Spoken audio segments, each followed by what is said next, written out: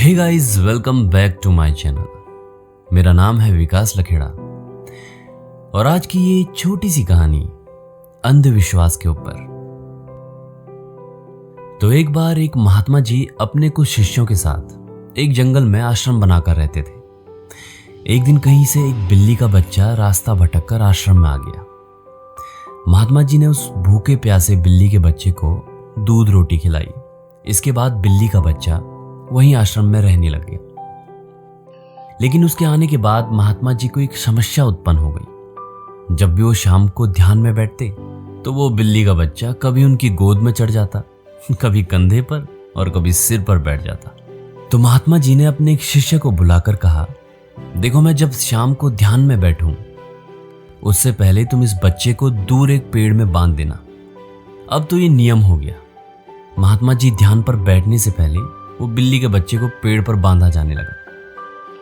एक दिन महात्मा जी की मृत्यु हो गई तो उनका एक प्रिय काबिल शिष्य उनकी गद्दी पर बैठा। बस वो भी जैसे ही ध्यान पे बैठता उससे पहले बिल्ली का बच्चा पेड़ पर बांधा जाता। फिर एक दिन बिल्ली की मृत्यु हो गई। सारे शिष्यों की मीटिंग हुई। सबने विचार विमर्श किया कि बड़े महात्मा जी जब तक बिल्ली पेड़ पर न बांधी जाए तब तक ध्यान पर नहीं बैठते।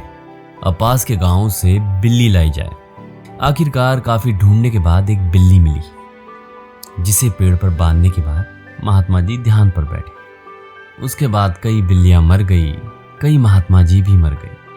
लेकिन उस आश्रम में कोई भी जब ध्यान में बैठता तो बिल्ली को पेड़ पर बांधा जाता और ये परंपरा सालों साल चलती रही। तो परंपरा को निभाते निभाते शिष्य ये भूल गए कि उनके महात्मा ने उन्हें यह आदेश किस वजह से दिया था। तो यही तो होता है, परंपरा कब अंधविश्वास में बदल जाती है पता ही नहीं चलता।